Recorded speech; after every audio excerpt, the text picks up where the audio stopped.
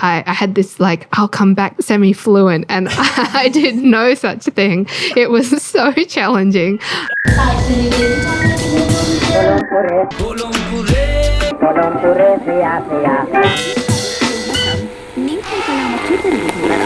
We would like to acknowledge that we are on stolen Yuggera and Turrbal lands, and as settlers of colour, we reflect upon the damaging legacy of colonisation. Always was, always will be. My name is Aleea.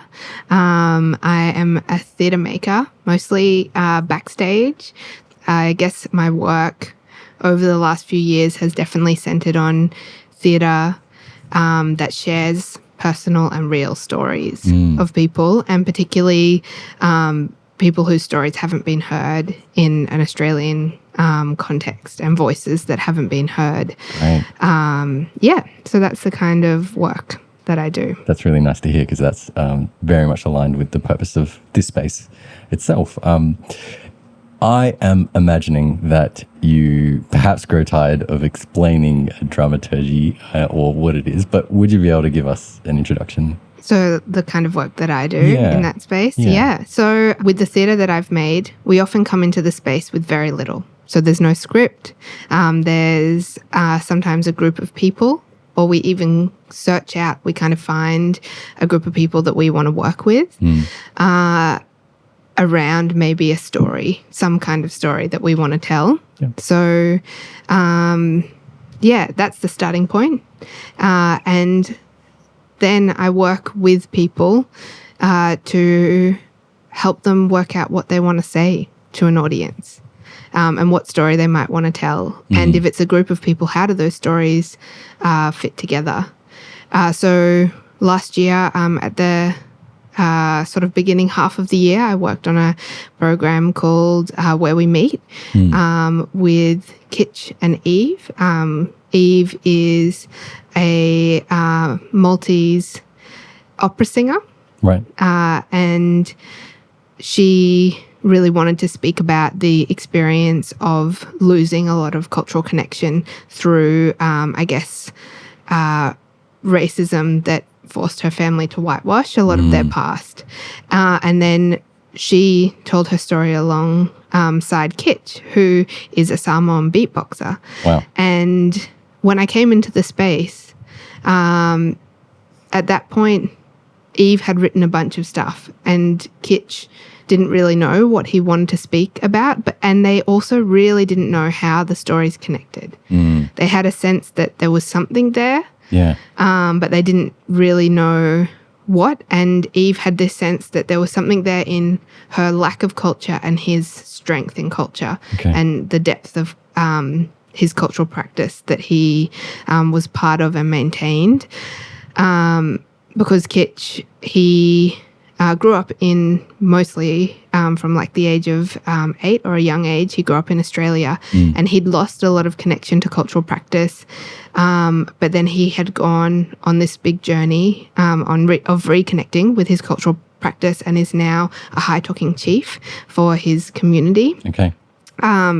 So with them, we spent a lot of time talking, sharing stories, sharing music, this sort of thing, until we found that the thing that brought them together was both having young kids and questioning which parts of your culture do you pass on, particularly when you or they are second or third generation.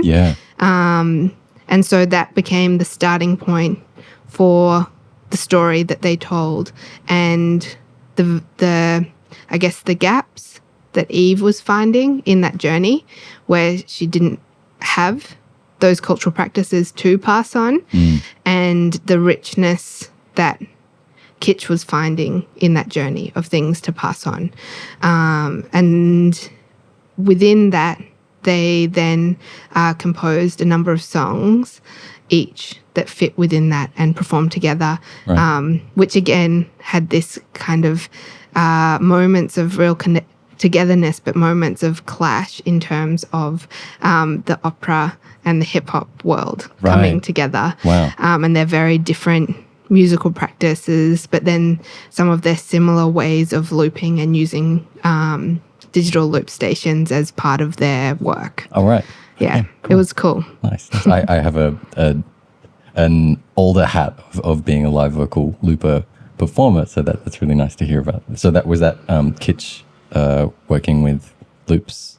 Both of and them. The beat. Okay. Yeah. Right. So yeah, opera, looped opera. Wow. Or I guess, someone with opera training, Okay. looping, singing. Right. Yeah. And yeah, Kitsch does a lot of looping in some of his solo performance Right. work.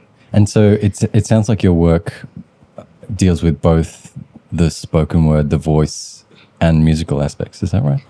In that last production, the music was a part of it. I love music, but I don't necessarily have particular skills in it. So really, that was their foray that they brought to that piece. But I guess in describing that work, that's kind of a long way of telling you a bit about that process of, I guess the role that I do is coming in, working with people to, often working with people to work out what they want to share and how that fits together, and then how that fits on stage and how we bring it to life in the setting of the theatre. Because often the people I work with, even if maybe they are performers, they're not theatre performers. Okay. So it's about then bringing it into the magic of the theatre and the stage. Right.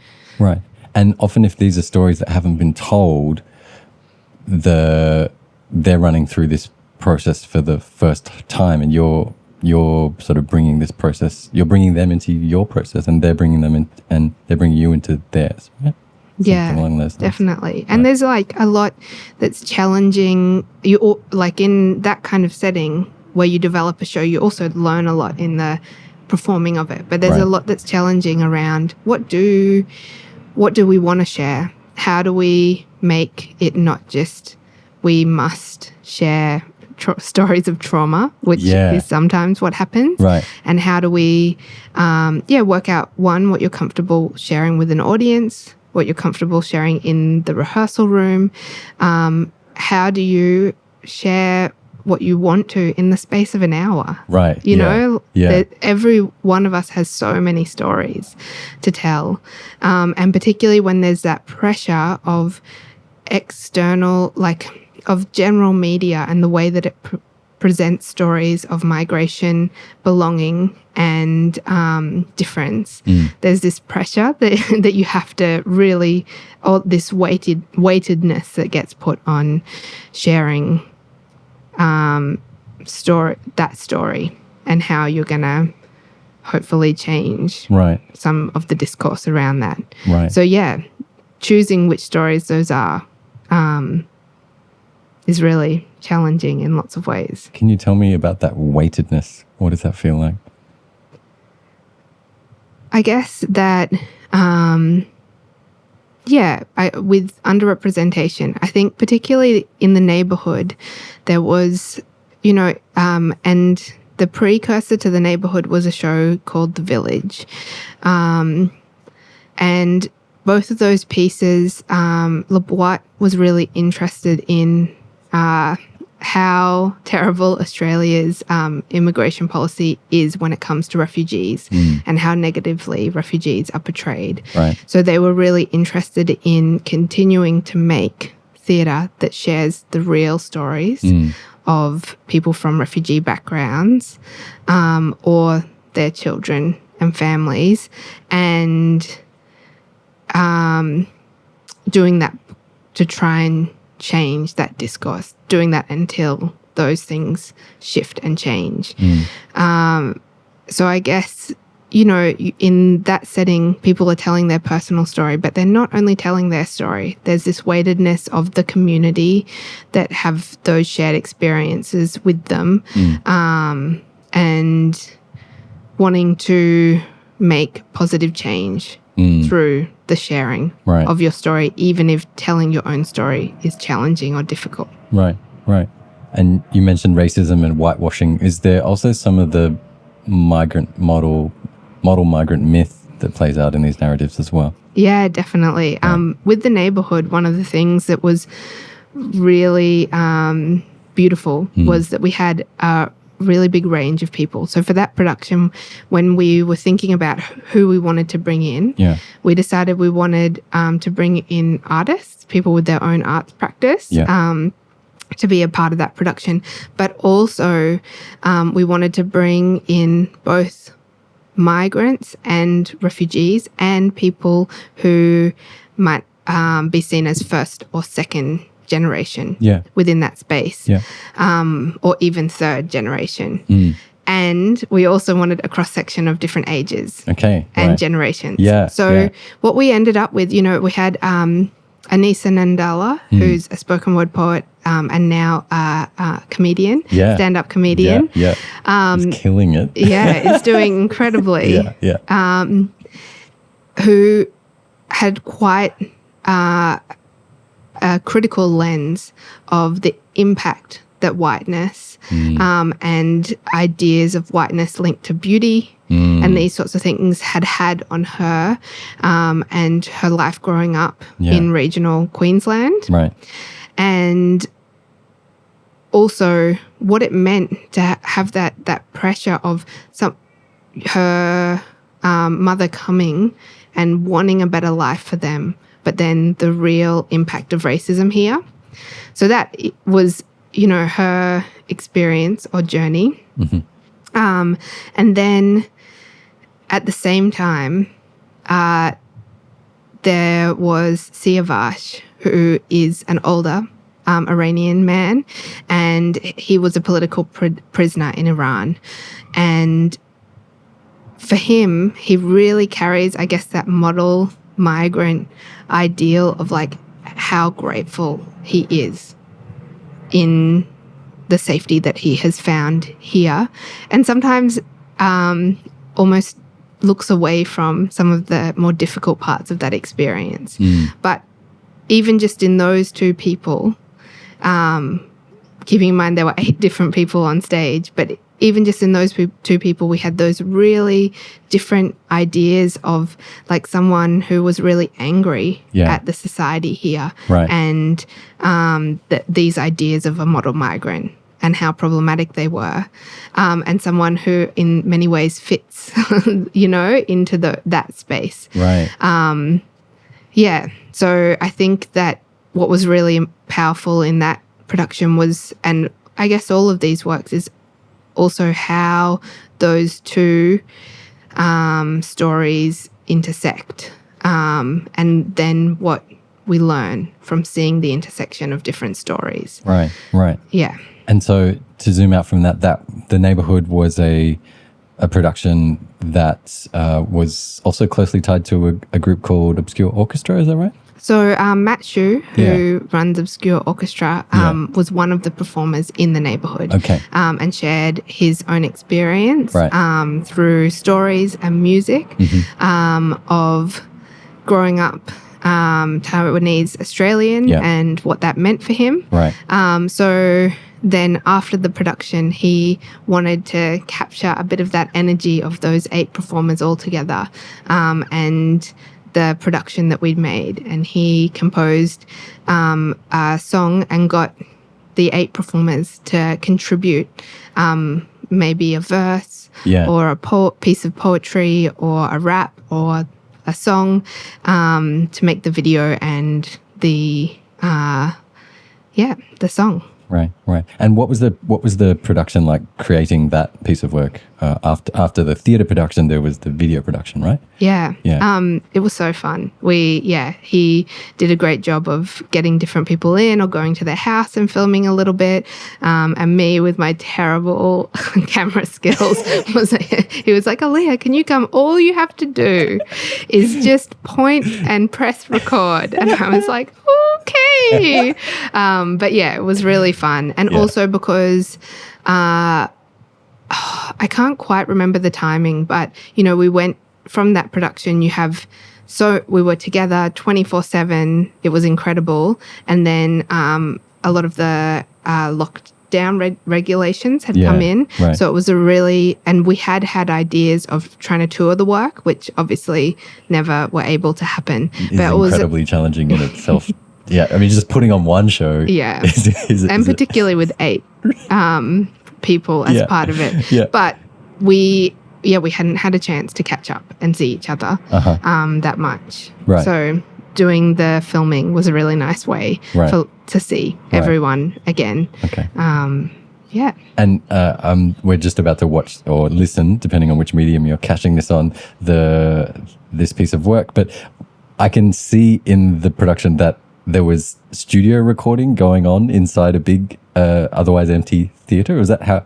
So the actual sound for the piece was recorded in the space itself. Is that how it worked? Yeah. So the theatre space is Le Boite, and that's where we had done the neighbourhood production a few months earlier, which is a big roundhouse theatre. Yeah. And because of that relationship that Matt had with the company, they let him use that space for free. Right. And so he brought different people in throughout the week, and I don't know, I don't personally understand how it works, but he does this kind of filming where he'll overlay the different footage so that it looks like there's a million versions of him. That's right. Yeah. And all the different people there next to each other when actually they're recorded separately. Which is very cool and fun, particularly as he's someone who plays so many instruments. So it allows him to do that. But it was really nice to be back in that theatre space together and sharing that story where those like little snippets of the stories that had been shared as part of the production. Okay, let's have a listen to Welcome to the Neighbourhood. This is why I left home. No freedom of speech back home. No basic human rights back home. State-sanctioned violence allows police officers to brutalize black bodies back home. Bleed out on the pavement back home. Constitutions are rewritten so legal justice is impossible back home. Living is dying and dying is living when the circumstances are so bad you can't tell the difference back home. But justice is just this simple. If there's no justice for everyone, then there's justice for no one. So my home is your home, is her home, is our home. And when home is a place we can't bear to go anymore, then hope becomes a place that we must learn to live. Welcome to the neighborhood. Walk with me and see what's good. The memories. Welcome to the neighborhood. Walk with me and see what's good. The memories. This is for 83 bombs dropping on the street. Mom's rocking me to sleep knowing that she had to leave. This is for the first day, third term, grade 3. Skinny little me couldn't speak knowingly. See, this is for the fun you made. Now we're getting plenty praise for the way we use it in English on a day to day. This is for the intro, no further info. Run and tell your kinfolk, them boys that bring hope. This is for steel doors and concrete walls. This is for no sleep, stress level so deep I can feel a cold heat. Listen when they don't speak. This is just a warm up, nowhere near hot yet. Being it's for Matt's mix, this is just a rain check. How does a plane jet? I ain't said my name yet. Nima bahche shoja, shahid shoma, ki dare aqeede jang baradolar. Welcome to the neighborhood. Walk with me and see what's good. The memories. Welcome to the neighborhood. Walk with me and see what's good. The memories. Windows, guys, babies.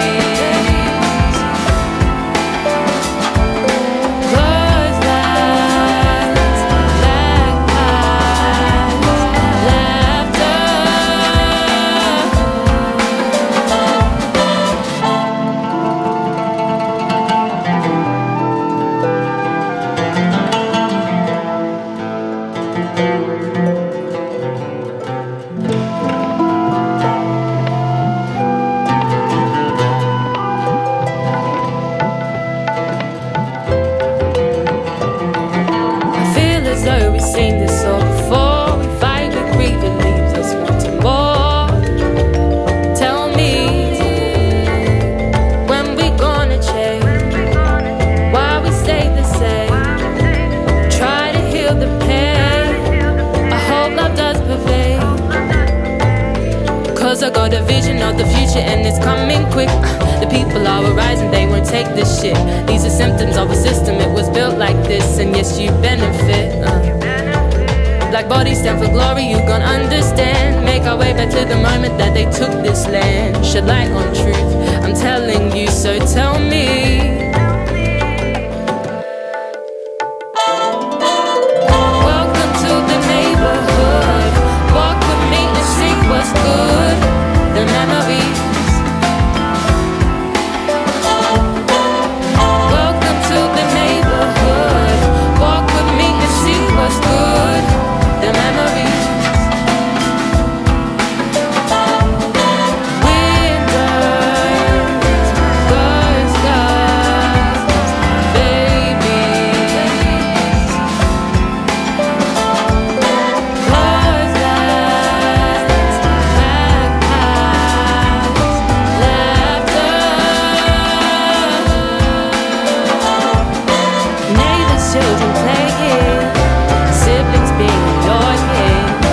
Grandma's in the kitchen. The memories.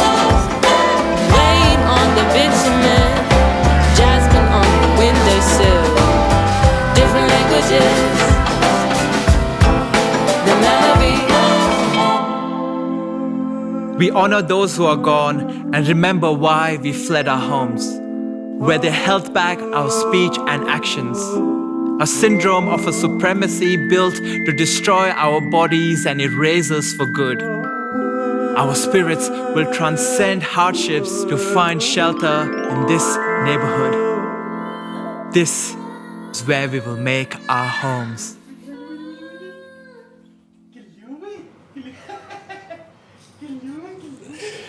Ah, beautiful. Welcome to the neighborhood. How long did you have in the theatre to make that? I think it was over a week. We right. came in on different days and did recording. That makes sense because I look at that and I see so many takes you get the master shot and then every one of those shots in between. Did we also see a shot? Were you dressed in white? Yes. And all over the place filming the close-ups whilst there was this master thing. Okay, right.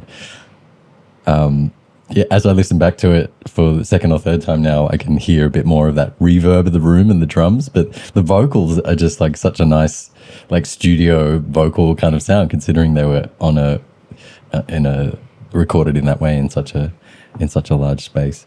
Yeah, it's amazing, isn't it? And I do love visually as a theatre person, each layer of the music being represented by, like there's 3 little Aurora, little Christies at the back. Okay, because there were 3 vocal layers within the chorus. Okay. Like harmonies, right. 3 harmonies. So that's all the sonic representations represented visually. There is so much going on in that. It's like, I don't know, more than 10 match shoes in there, I think. And I've occasionally done it, but it's quite a technical thing to go in and mask all of that and line up all your shots and make sure that like different characters aren't crossing over their supposed individual space. So it's a really nice. I love that kind of can-do attitude of like, oh, here's a camera, shoot it. Let's just make it happen with, we've got this space. Let's go and do this. You said the village preceded the neighborhood show. Can you tell me about? So the village was beforehand, and I was very lucky in my work with Le Bois. I got a chance to be an assistant creative. Yeah.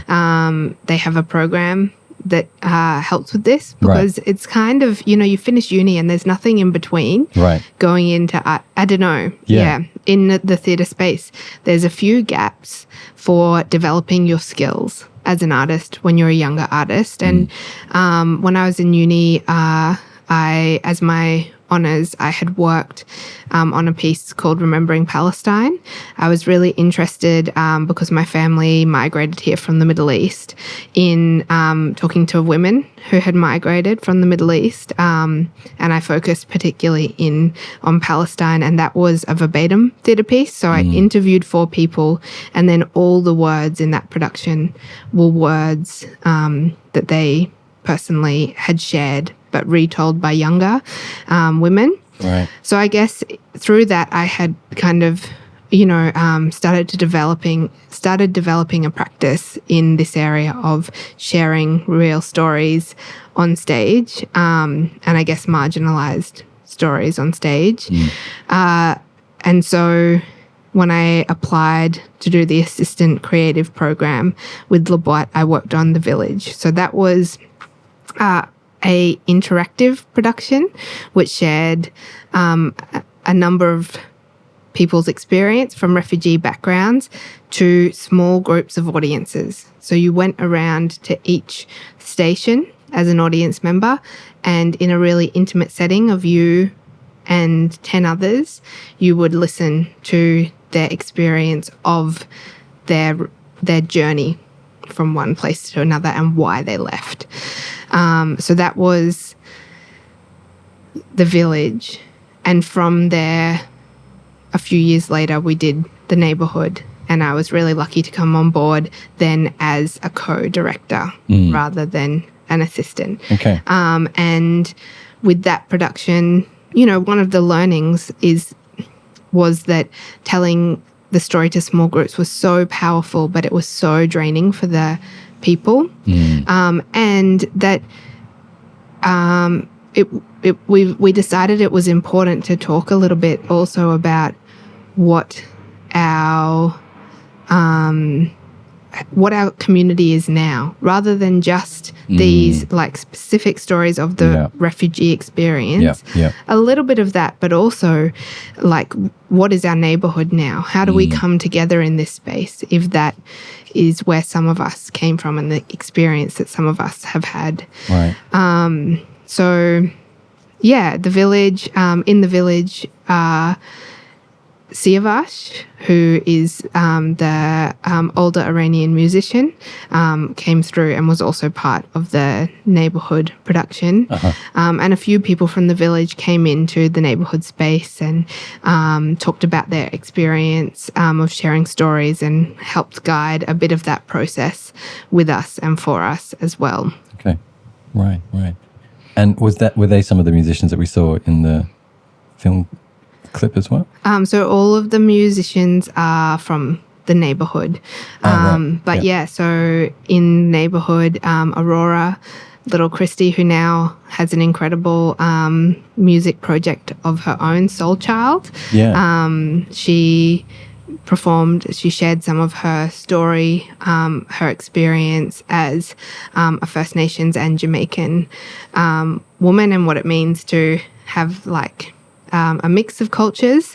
And she sang as part of that as well. And Matt Shu, of course, Siavash Aryan, Nima Duska, who now also still performs with the Obscure Orchestra. Navi Karan. So all the people featured in that video clip were the performers from that production. Right. Can you tell me more, give me a bit of an introduction to Le Boîte? Because I've never been, but I saw this beautiful postcard, which to me has like such nice colors. Would you be able to have a go at giving a nice audio description for this beautiful piece here? For this as Would you itself? just be able to describe it for people who aren't on the video? It's hard because I've seen some of the productions, so I'm thinking about like what they are. So is it representing them? Because I don't even know this that. was in the last year they created this I guess cartoon version of a number of their productions as their promotional material. And so on one side we can see a person in a yellow dress with a camera taking a selfie. And that was a production called 7 Ways of Killing Kylie Jenner, which was a fantastic production that they put on earlier in the year. Right. And at the end, we can see a group of 5 women in lavender purple, which was from Anita Heiss's Titters or Sisters, which is a novel, a book that she then worked with a number of people to turn into a play. Right.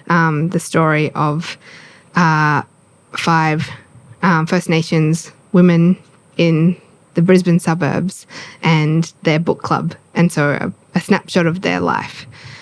Yeah, so Le Boîte is one of the a number of theatres in Brisbane, but particularly in the last few years, they've been doing a really beautiful job of starting to try to share a more diverse range of stories, because the theatre industry itself has been lacking that for a long time. Yeah. So it's really nice to start to see more independent theatre that is new stories, so not just Shakespeare. Yeah. And new Australian stories, and also stories that share a range of different experiences. I think it's really important. And I think that, you know, when we did The Neighbourhood, we had a really big audience of high school students come through. Yeah. And that was some of the feedback that we had. You know, particularly I remember one day where the students from Yeronga came, and that was one of the first times that they'd seen representations of themselves on stage. And then one of those students came back and we did The Time Is Now. She was one of the performers in The Time Is Now.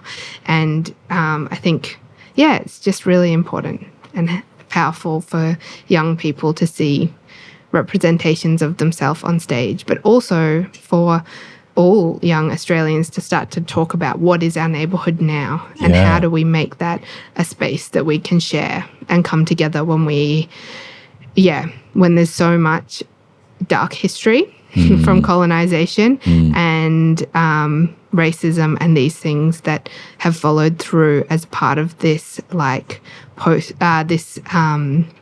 settler colony and the current situation that colonisation has, or the effect that it leaves on our lives.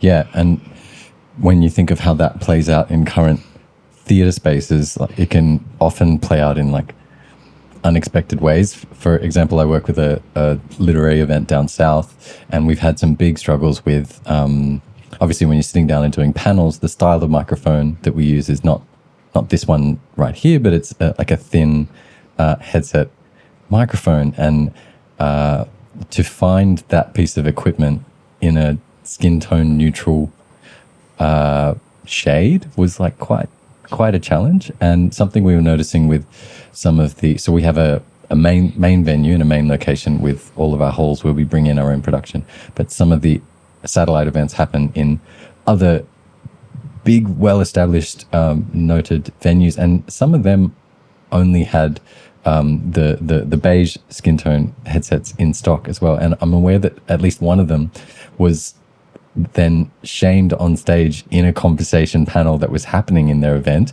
and then they flicked around and then they got some black or neutral tone ones. And it can be sort of strange and surprising how these things pop up in these spaces, but it does sound like the feeling that I got from this this postcard was just like a nice sense of visibility, and it's nice to hear that from your experience they are actively engaging in programs that bring in, would you say, junior creatives, or like how would you describe that program? Yeah, junior and emerging artists, I guess, to help further their skills. Okay. I think there's still, there is still a long way to go in terms of, a lot of that stuff, the infrastructure in theatre spaces. But also I think there's this idea of theatre as one of those high arts, and some of and that. What does that mean? Those ideals, come so much from this idea of both class and these colonial ideas of civilized, and there's still within the space that I work, I work with non-actors or community, with community, and there's still views of that as not real art or real theatre. Yeah, so it's really interesting. Also within companies, there's starting to be a lot more representation on stage, but the representation backstage in the technical staff and administration is a slower change. And you feel it. All right. You do feel it as a real, it has real effects when you have a cast of all people of color, queer people, and this sort of thing. And, you know, maybe your marketing team or maybe your administrators who are paying don't necessarily come from those backgrounds and don't have understanding. Yeah. It's slow. Right. Slow, and, you know, in each thing that's a new thing, it's a lot of learning, which can be really painful and challenging at the same time as important and good. Right. Yeah. And I know when I can start to see myself represented on the stages that I'm working on, but again, in the technical team, I'm not feeling so represented. I often feel like there's this extra burden or extra labor that we tend to take on that's often in these like hushed conversations. Like, do you feel some of that as well? Like, yeah, definitely. I think that, things that feel really commonsensical to me, like, or make a lot of sense, are really, you know, that you have to come from the very beginning with people sometimes, and just and also I guess I get shocked, like things will happen, and then what is missing a little bit, and what I hope we will start to build more of, is like the aftercare that's part of those journeys. You know, with a production, you have this intensive, you're together, you're there, like 20, not 24 hours a day, but 15 hours a day, you know, putting on this work. But then the money is finished, the engagement is finished. And how do you make sure that people are okay, and how do you integrate that learning within a company to take it forward? But again, like, I think the theatre companies are starting to do this a little bit, and look what some of the staff have done now. We did a whole set of training with Multicultural Australia and QPast with everyone in the staff team after that production of The Neighbourhood. But hopefully that's something that's really helpful in future, because there are a lot of challenges working with a range of people from a range of different communities that you need to like build awareness around and start considering. If you want to bring those communities into your space, how do you make sure that you can support them? Right. Yeah. I'm not sure if it's the exact word you use, but what is it about like these sort of the prestige and the, I don't know, the fancy echo chamber elements of the arts or the high arts? Like what is that? And honestly, I don't understand it, but that's me. I think I don't know when that shift happened, because I do think that theatre in particular and other art forms, you know, they were really of the community. You know, when people talk about, for example, Shakespeare, there used to be thousands of people in, you know, a community theatre for free coming to watch these productions every day. So, yeah, I'm not sure when or how that happened. But yeah, it's time for it to change, I think. And because I think that for me, like sometimes I go to see a production with the most incredible actors and, you know, incredible technical elements, but it doesn't have the same soul. And so I'm not as connected as with something where, you know, maybe it's not the most incredible production value, but it's a really real story, or it's something new that I've never seen before, or it's something that's interactive and really makes me think. So, yeah, I hope we keep building a range of those things, and also that the sort of there is more skill sharing and more bringing of different people into creative spaces. Mm-hmm. Right. All of those artists from the neighborhood were incredible performers. Yeah. And I'm really glad that, I don't know if it's because of that production, but all of them have gone and are doing a lot of different work in creative spaces. Yeah. Me and Nima and Aleea in the past few years have been working with Le Boîte and a few different organizations in going into schools and using theatre as a way to work with young people, not necessarily for any performance outcomes, but as, I guess, a tool for allowing people to express themselves, but also education through play, which I think when you have moved to a country and you're in your teenage years and all of a sudden you're like trying to sit your English test and these sorts of things. But yeah, it's really important to bring in that education, that playful education element to help people achieve. Yeah. Right. And are you an educator yourself? Yeah. So at the moment I've been teaching at QUT and at the QUT International College. Okay. So I do that as, I guess, my main job that I get my income from. Yeah. And then we've done these workshops and I love working with young people for the production with Le Boîte. The Time Is Now. That was incredible. We worked with a range of young people from 12 to 18 and they shared their political ideas on the stage. And that was a beautiful production because an adult had to listen to the whole thing and then get up and respond to them as part of the production. And we got a range of people who I guess are leaders in our community to come in. And it was, really nice because I guess a lot of those young people, they were so different and they'd had such different experiences in their life. Yeah. But all of them were carrying this weight, like this responsibility, maybe around climate or being the only person in their family who spoke English, so doing all of the paperwork and this sort of thing for their parents. So this range of like these heavy responsibilities. And it was nice for them to be like, can you take this back to the adults? Like, actually, we can't vote. We can't do these things yet. So you need to be doing something about this now. You can't leave this weight on us.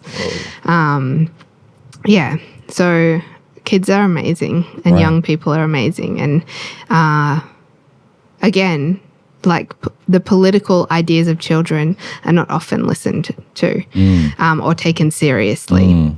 But they're really important ideas to listen to. Yeah. So, that production was so special in getting to share some of those ideas and viewpoints.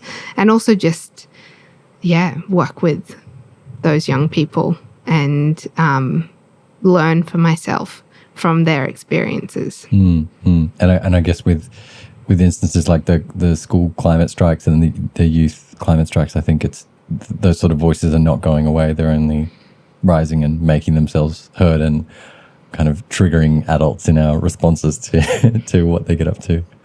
Yeah, definitely. And I think, a lot of things that we talk about or that are like issues for young people, they exist in our community. For example, bullying is a huge part of our adult community. Right. Like, maybe it's more pervasive and cruel because it's often like racism or like workplace bullying, but it still fits into that category, So it's important. I don't know. I think we also, when we hear those stories or see that, it's a bit of a mirror as to our own lives as adults. Right. One of the things with that production, The Time Is Now, that I learned a lot from was those young people together and them having to learn to hold each other in that space, and how important that was for all of them in growing and how much they grew. And so I think it's also about how we structure learning and community in our society, because when you do have integration,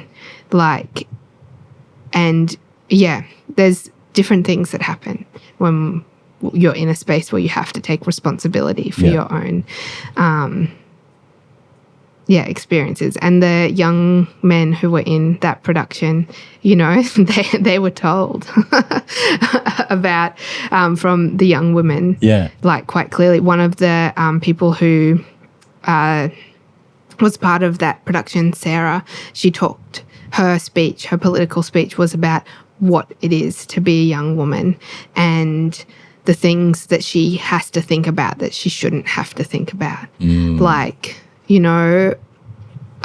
there anything in her bag she could use as a weapon when she's walking home? Right. Is there this and that? Yeah. And so seeing those young men hold that story, and it was really beautiful and important. And that piece that she wrote was devastating, that this 15-year-old girl is thinking about all of those things constantly, but really important to share.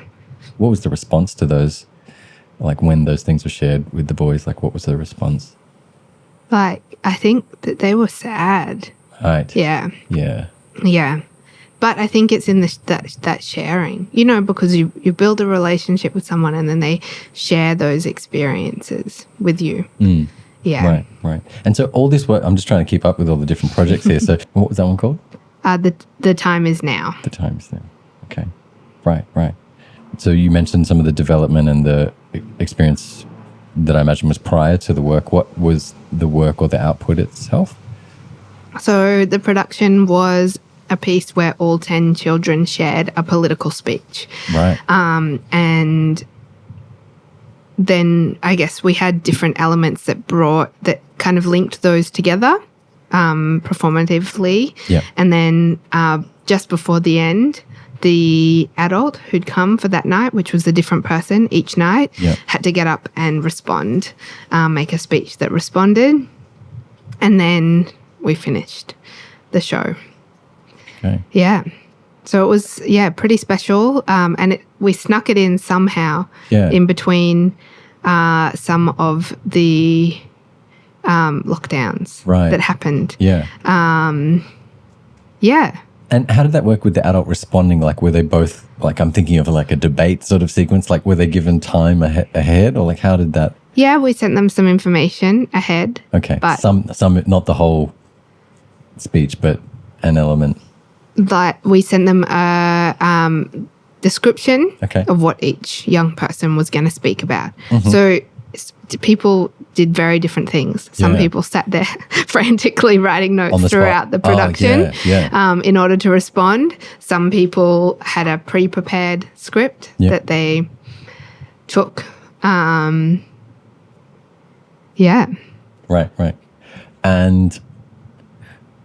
And then that was performed to an audience of people, is there a way you can describe the audience?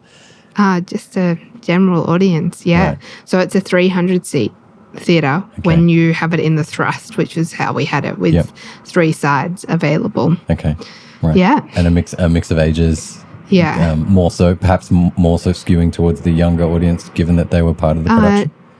Not really. It was a range. Yeah. At that time, a lot of schools had stopped doing bookings because of COVID. Okay. Right. So it was just a range of general public who came, which included, lots of young people because of the production itself, but also, a bunch of adults. And it was a really moving piece for lots of people in terms of, I think, when you are faced with young people talking about difficult things, it potentially brings up a lot of your own difficult things that maybe happened when you were a young person as well. Right. And we tried to, not put anything off limits, but make sure we worked with those young people so that they were safe in what they shared.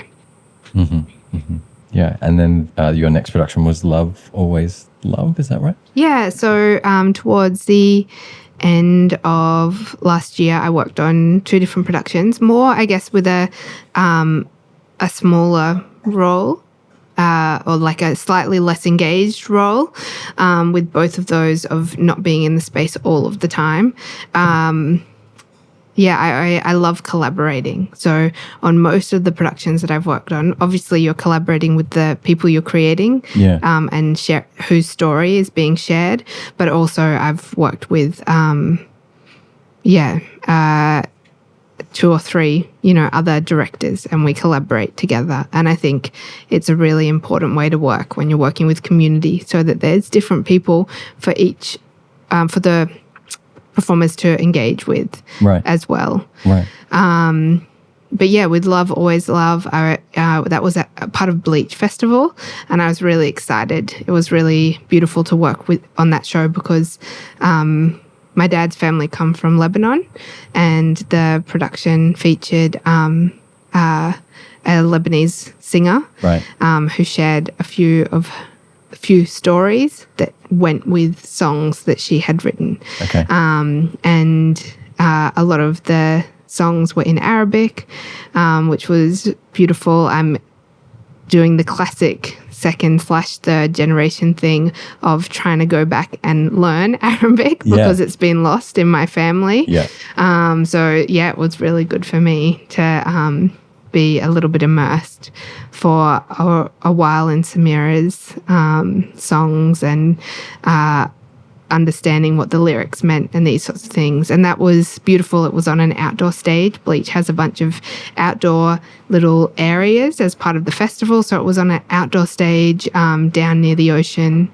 And she told her story and then performed, and the music was a collaboration between her and some Australian-based artists, and a range of different instruments and things that they recorded. Right. So last year, and then with Brown Church, it was an incredibly musical year in my practice, which I really loved. Yeah. My dad's a musician, so I did grow up with a lot of music in my life. So it was great to do some work where a lot of music was involved, and I feel like I learned a lot through that. But Brown Church was with Navi, who I got to know really well through the neighborhood. Right. And it ended up being, I guess, mostly dance and poetry combined. So it was Navi's music and her poetry. Yeah. And then again, a big cast of about 8 people dancing on stage to, I guess, support, or I guess movement that linked with the themes that were part of the production and music as part of Brisbane Festival. Right. Right. And again, I'm not a dancer and I don't really do choreography, but I guess I came in with that piece more as a dramaturg of coming in every now and then and having an outside eye and trying to give some outside perspective on what was translating clearly and which parts were needed more movement, or which parts were too long, or I guess that more outside perspective that you lose when you're in the depths of creating something can be really helpful and important in that setting. Right. Yeah, because previously I've chatted with Kalpana about her involvement in the choreography side, and so in this production you're working with spoken word, dance, movement, physical theatre. Like where are the sort of boundaries around those different elements? And you also mentioned dramaturg. Like how do you kind of see things in that environment, and what are the edges there? I don't know, to be honest. I think they're very blurred. Yeah. Right. Definitely.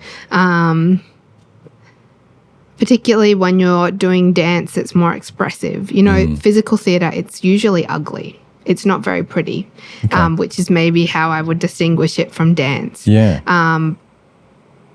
many physical theatre forms are quite rigid. And, for example, there's a physical theatre form, Buto, which was developed in Japan, and it came after the bombing of Hiroshima, and it expressed the ugliness of that. And as part of that, they shave their entire body, they paint themselves with gold and lead paint, and they perform movements that look very contorted and represent the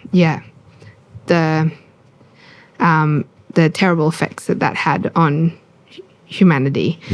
So I don't know, there's so many different kinds of physical theatre, but I guess that's a little bit the difference is it's more expressive of story or experience, but in a way that's not stylish or beautiful. Whereas when I see dance, it's beautiful. It's so beautiful. So yeah, it was really interesting, like working on bringing that together, and it was really fantastic to collaborate with Kalpana. I loved the way, many of the performers hadn't danced on a main stage production before.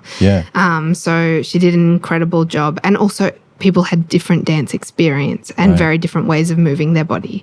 A part of the production that was really nice was that Navi really wanted to bring in a range of people with a range of different bodies and from a range of different backgrounds, because that's not what you see in dance, particularly or on stage that often. So that was a part of the idea. So Kalpana did a beautiful job of working with people, and she's so good at the way that she explains movement or demonstrates movement to help teach it when you're not someone who, I know that from also Bring a Plate, where I've gone and I'm so bad at choreography, but sometimes I get it when I go to Bring a Plate. I'm like, yes! I feel like I can dance. I love dancing, but choreography is so hard. It's this part of your brain. I don't understand how people are so good at learning and doing it all. I feel similar. Like I had a very brief experience with choreography and dance as a kid, and then just nothing until very recently. And Bring a Plate's been such a great reintroduction to that. I love going and just picking up little moves. But then physical theatre and dance, are they usually void of any vocal element? Physical theatre does have voice. Okay. Yeah. Right. Not always, but sometimes. Right. And so in this case, was it Navi's vocals and poetry that was the main vocal element throughout the production? Within that ended up being the only vocal element. Navi had a very ambitious want to include her entire album that she'd recorded, which ended up being too much. We did have to cut, I think, 2 songs we ended up cutting, but we did the rest, which I think ended up being 8 songs as part of that. But it was tight. We had to fit it all in. It was go, go, go. Right.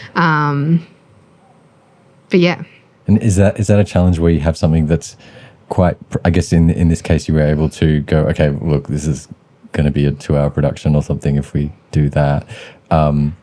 Is that quite a challenge where someone has a body of work that they've pre-written and then you're trying to mold it into a new shape? Was that a challenge of the production? Yeah, definitely. And I think, how do you, with the time limit, that's what we ended with. And maybe if we'd had more time, it would be different.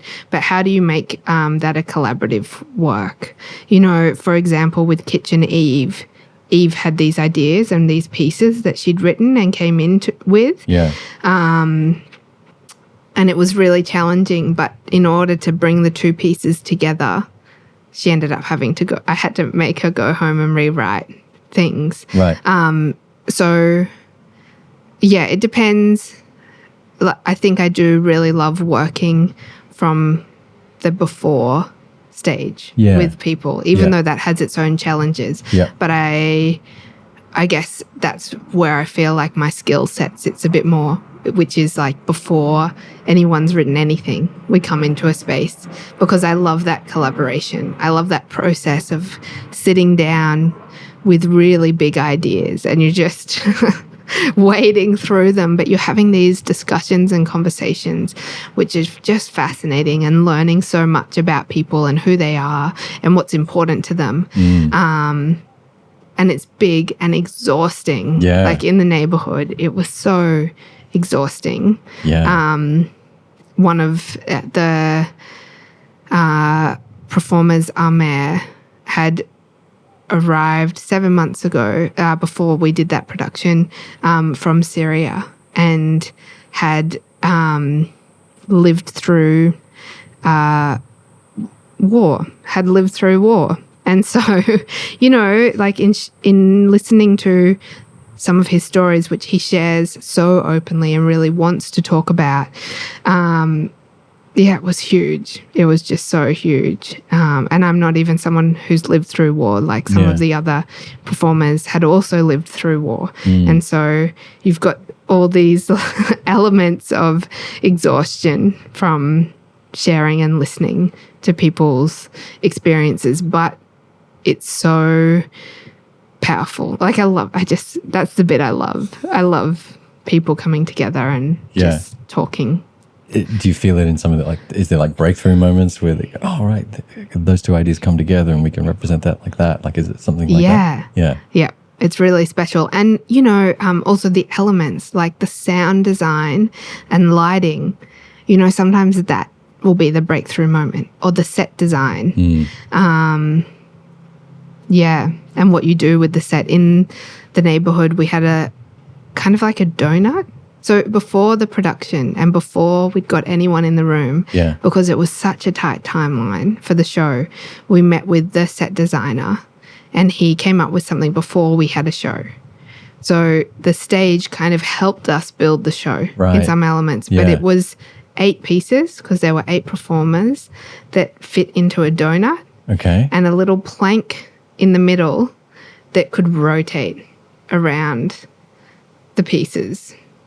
And so there were parts where we broke it all apart, and they were all separate pieces. Okay. And then we ended up coming to this idea of bringing it back together for the end. All right. So also those elements, like that magic of theatre moment, where the elements that you add and a part of it help to tell the story, but they're part of the magic that helps those stories sit together in space. Yeah. Nice. Was it Love or Always Love, where you were saying there was elements of language? How did you approach that sort of diaspora learning of language? Because for myself, I did it in a real immersive way of going back to Sri Lanka and like throwing myself in it for a few years, and it wasn't necessarily the easiest experience either, like trying to learn it out on the street initially before I found some good classes. How was that experience for you? Look, I've been learning Arabic for like 3 years, and I'm terrible. I'm so bad. One of the challenges with Arabic is that every dialect is like, we call it a dialect, but actually it's almost a totally different language. Right. So at the moment, I have a teacher who's teaching me spoken Lebanese. I meet her on Zoom. Yep. Me and my auntie are doing it together, and some of my cousins as well. We're all kind of on this journey. Great. And she lives in Beirut, and it was also a way to support someone there because life there is really hard, particularly economically and financially at the moment. So I'm trying to focus on spoken Lebanese, but if I speak to someone who's Egyptian, or even Syria and Jordan and Palestine, you know, the Arabic's similar, but still some of the words are different.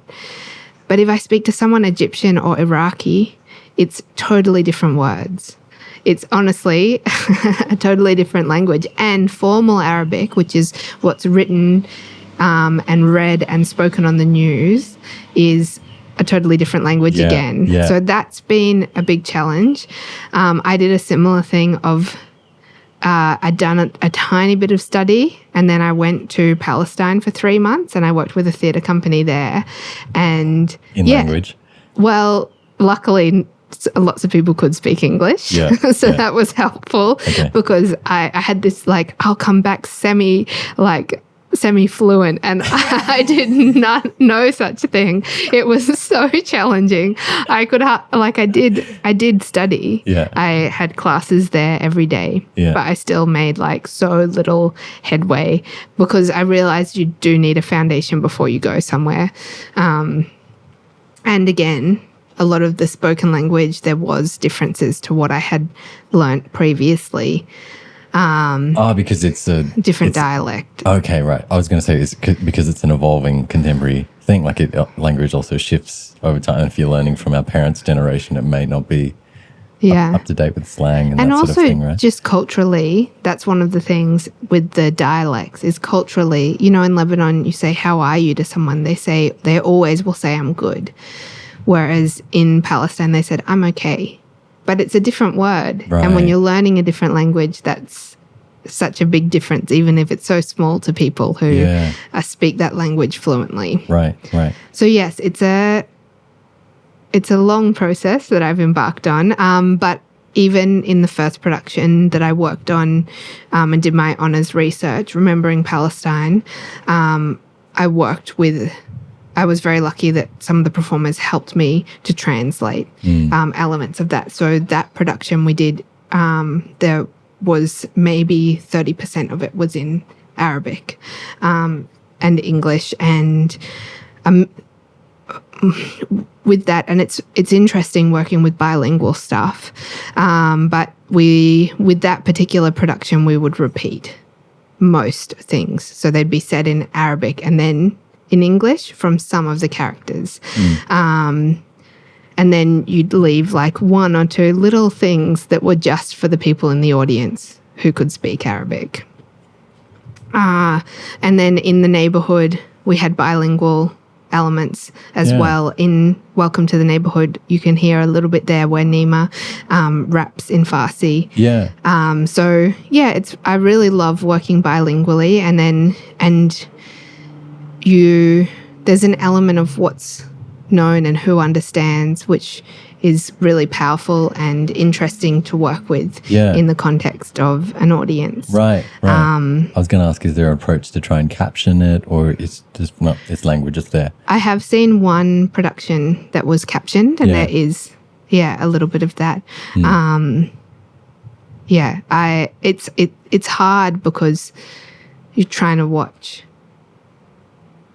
the people and read the text. So personally, I like it when it's not captioned more, and where you have to feel the feelings of that person, and sometimes you have to accept that you don't understand, and you're the one out of the loop in that setting, right? Which I think is important.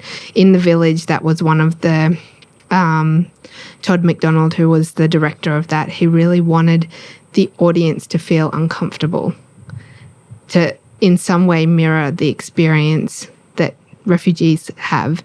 So everyone was given a color-coded little lanyard, and the performers would specifically try and split up friends and people who'd come together, and they were yelling instructions at them in different languages at the very beginning. And so everyone kind of doesn't understand what's happening. They've been given this lanyard in a different color, and then that formed the small groups that made the little intimate audiences that went to each thing. But the idea was that we tried to separate people and tried to, just for a moment in that beginning bit, give them that experience of being out of the loop, like instructions yelled at you in a language that you don't know, and being separated from people.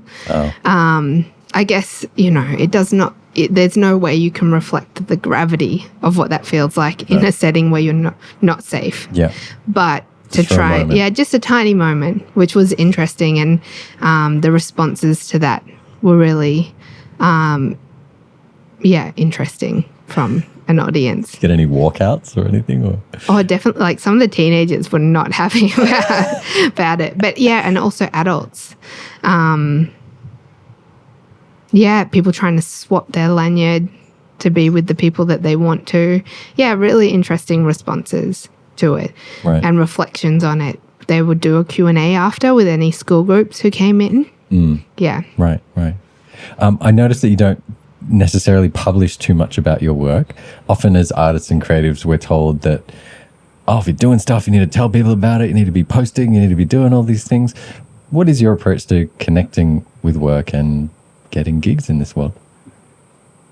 I guess I have been very lucky that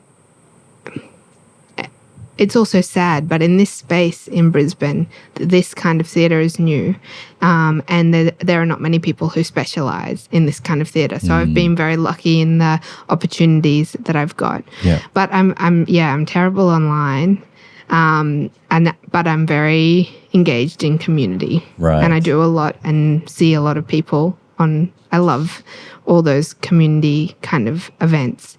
When I'm in a production, I do a lot of stories on my Instagram. Right. Okay. To get people to come along. But I find for me, you know, I'd rather send a message to a group of 10 people, and maybe I send like 200 messages out, but inviting people, sending them the link, who I think would get a lot out of it. Yeah. Okay. Yeah, it's definitely, particularly at the moment, tickets and these sorts of things, it's really challenging. You know, in a theatre space, the ideal world, everyone has booked their ticket well in advance, so you know who's coming when. But, you know, post-COVID lockdowns, and even I book a ticket the day before because I don't know if I'm going to get sick beforehand and if I'm going to be able to attend. Wow. Okay. Yeah, so it's definitely changed the landscape a lot. And also those community connections and where you see people and who are part of your community really shifted, for me at least. Yeah.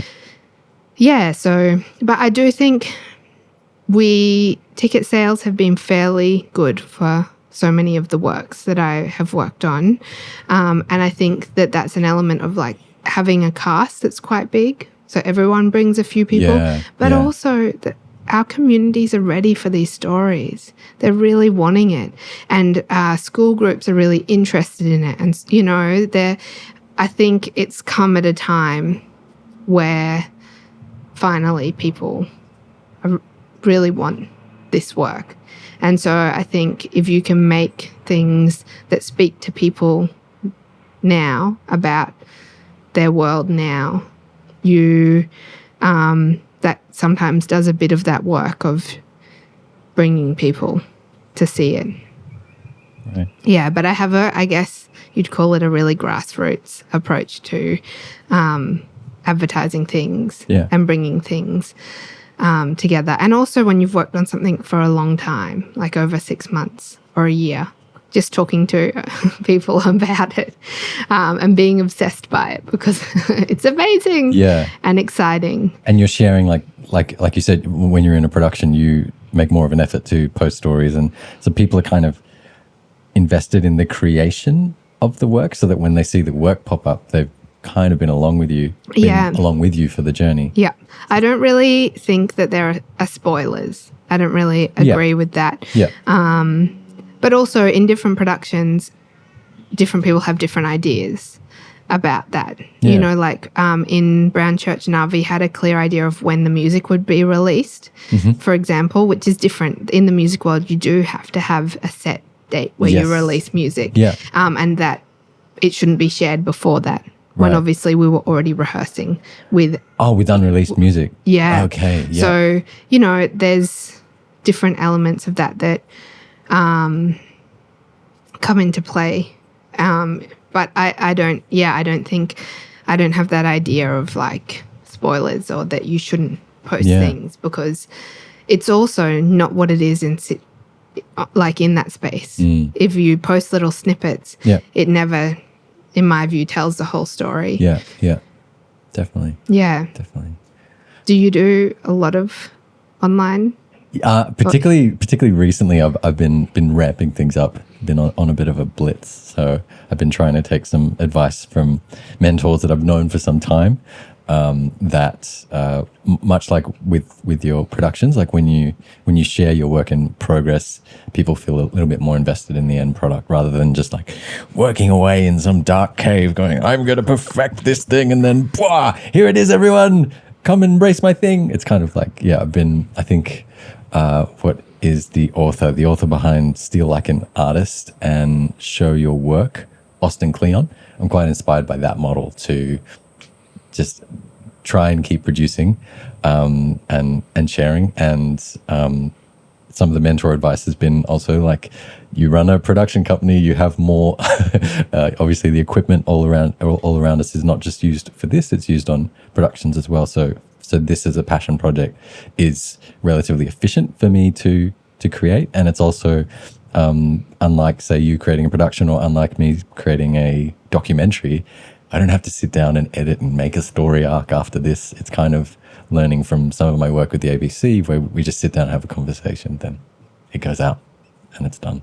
So there's some of my current ideas around publishing content and producing stories. But yeah, it's been ramping up a bit lately, and I'm kind of enjoying that process. Yeah, I think there's definitely something around, I really love having as many people invested as possible. Because you build a community around something, it makes it more important, in my view, but also it helps me be accountable and actually get things done. Like having people engaged and like as in like, okay, I was at this point this week and oh look I'm over here now this week, like that sort of thing, like showing progress. Or even for example with Remembering Palestine. So that was my very first production, and it was also my honours research. But once I had interviewed 4 women, I was like, I have to put this on. There's no ifs or buts. These 4 people have shared these incredibly personal but important stories with me. And so, then when I got 4 performers involved, younger people from the Middle Eastern community, again, I was like, yeah, we have to do it. But also they were like, yeah, we have to do it. Let's create this. Let's make it happen. And I got some musicians on board. The piece had live music with it. I got some people to come and film it who got really excited about it. One of the performers had a Middle Eastern style cafe, and that's where we performed it. We got a community group, that one of the Palestinian restaurants in Brisbane, to make the food for the performance. So by that stage you have so many people from the community. And then we also had the Palestinian dance troupe performed at the end. So I don't know, it was so special in how many people within the community were engaged and involved in it, that it also no longer is yours. It's like ours that we're creating. And I love that moment of handover where it becomes more than what it started as. Right. Greater than the sum of the parts. Yeah. You work with, like we've talked about, elements of you chasing origins, chasing language. I would imagine that a lot of the people you're working with, you could be touching on the idea of home and like what is home to them. But I'd like to ask you, what is home to you? Oh my gosh, the deep and big philosophical questions. Home to me is community of people, but it's definitely been an interesting one. My mum grew up in London, so I've gone and visited the UK a lot, and London in particular I've been many times now. And when I'm on the train heading in to the city from the airport, there is really this feeling of this really familiar place.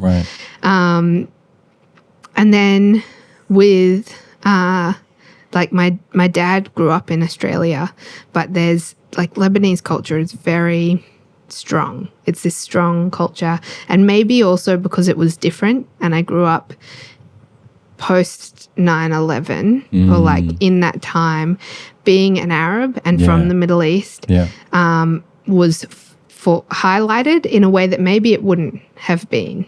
Someone asked me if I view myself as a person of color at some point, and I said, like it is not clean cut. I come from my families come from different places, but I think that element of othering that was part of my teenage years, and being very aware of your otherness, makes me like, I feel like I sit within that space a little bit more, or within a migrant space, even though I'm second or third generation. I had that classic experience of, you know, your lunch that you bring to school and all these things, and being like, oh, okay, well, I'm so excited to go to Lebanon. And me and Dad went when I had just finished school. Yeah. And then you get there and you feel like the most Western person ever. Yeah. You know, in Lebanon, particularly ideas of beauty are really heavily affected by Western ideals. So like lots of women have plastic surgery and these sorts of things. And there's me who's grown up in this lefty alternative like feminist family with like all my body hair and just being shocked.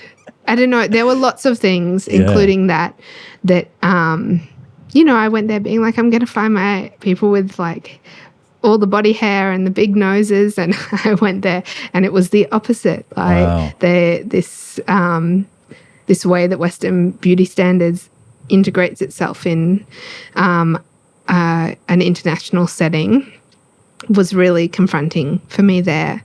But yeah, there were lots of ways that I felt like I didn't fit there. And I think that's the classic when you come from more than one culture, where you or one place, even as something that's just been passed to you, that little bit of feeling that you do have one foot in each place a little bit, and there's always going to be elements of you that don't fully fit one place and don't fully fit another. Yeah. So I think for me, the people that I have around me and my family, but also my chosen community, really help to create a sense of home.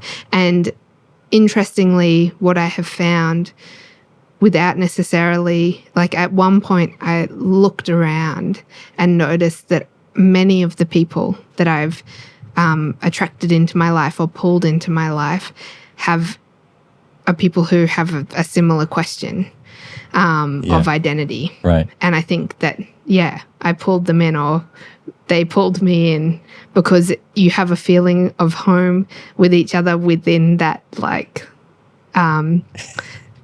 doubt about... As if this resonance of this lingering question brings us all together and resolves this... Exactly. Yeah. That's how it works, right? Or you can just sit in the question together. That's so good. Well, I can definitely relate to that. But Aleea, thank you so much for joining us for the chat today. Thank you for having me.